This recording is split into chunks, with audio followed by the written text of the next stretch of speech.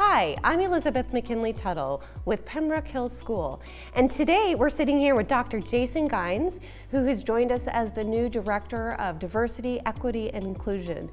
Jason is also a graduate of the class of 1995 and comes to us most recently from Penn State. Jason, we're thrilled to have you here. Thank you for joining me today to talk to me a little bit about you and your new role here. Yes, I'm excited to be here with you, and thank you for having me. I think this is an exciting time at Pembroke Hill, right?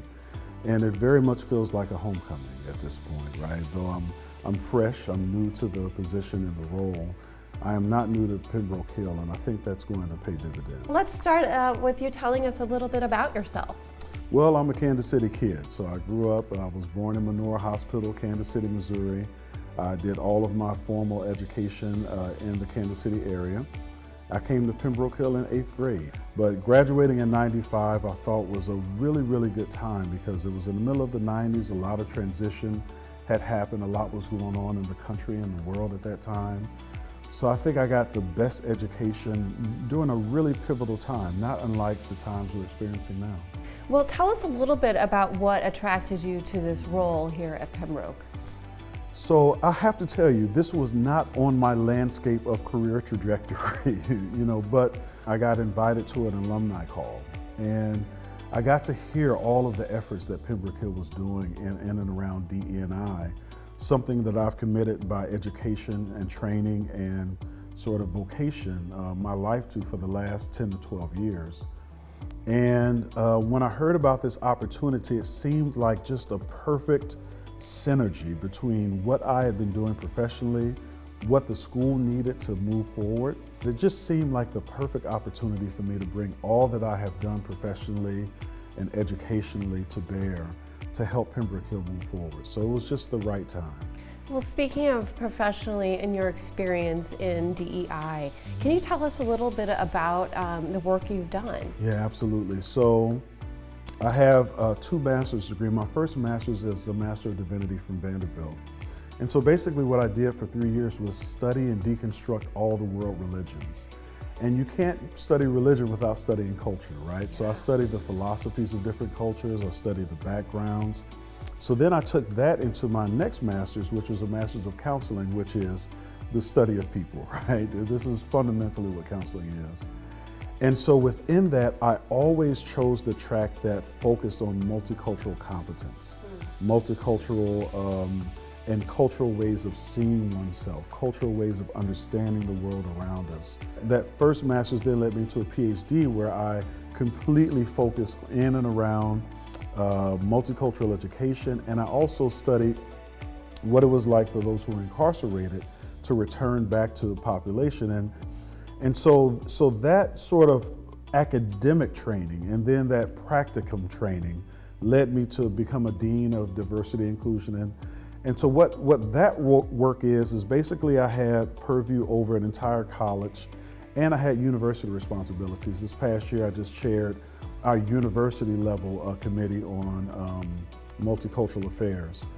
And so what that work did for me was it gave me the formalization of language and how to do DE&I in organizational structure.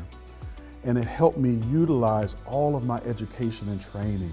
And now I get to bring all of that together here at Pembroke Hill, and it just feels like the right time, the right place to be doing this work.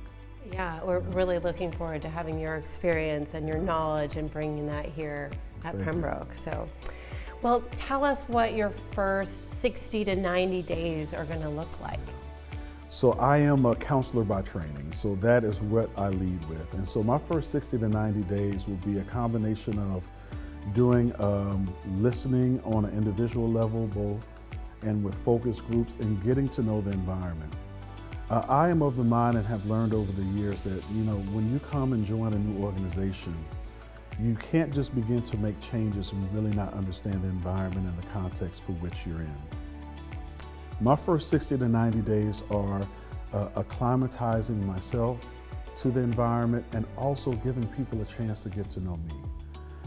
I understand relationship and being able to do things with sustainability in mind from the beginning starts with relationship. If you don't have proper relationships, things break down and when things eventually, and they will get hard, right? I mean, this is challenging work. Let's not kid ourselves. But when things do get challenging, it is the relationships that will sustain the work. Yeah, because this is really important work. Absolutely, absolutely. Well, tell me a little bit about what does success look like in this role here at Pembroke?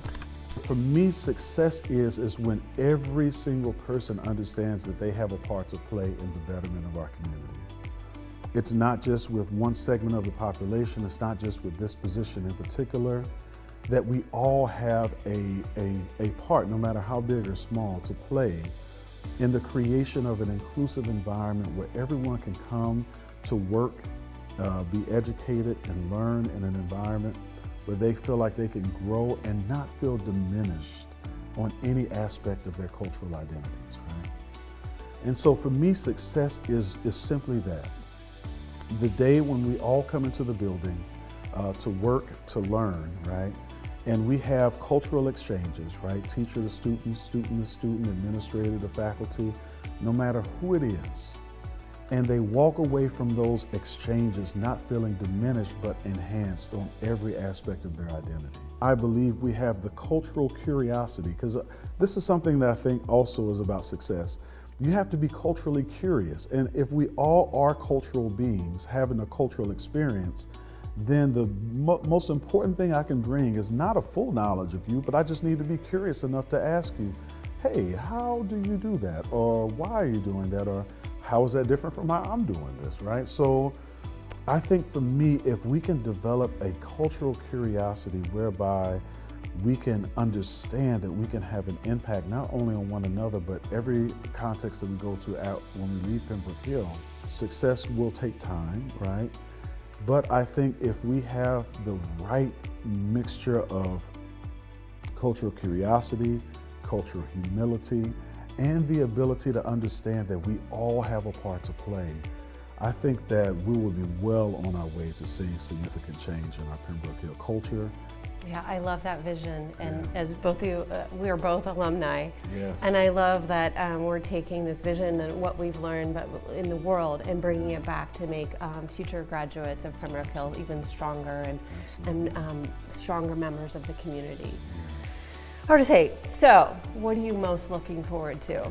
You know, I'm most looking forward to this. Like I'm a trained talker, essentially, as a therapist. And so I look forward to the conversations. I look forward to speaking with my colleagues. I look forward to speaking with students, not only individually, but groups of students. I look forward to going to games and speaking to parents.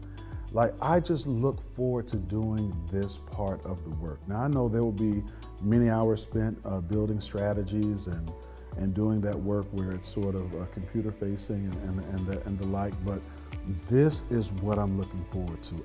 But I look forward to meeting our students, right, from the 2.5-year-olds and getting on the floor and playing blocks, to sitting in philosophy classes and talking about Socrates and Aristotle and Plato and going to social studies courses in middle school and talking about different things, going to art.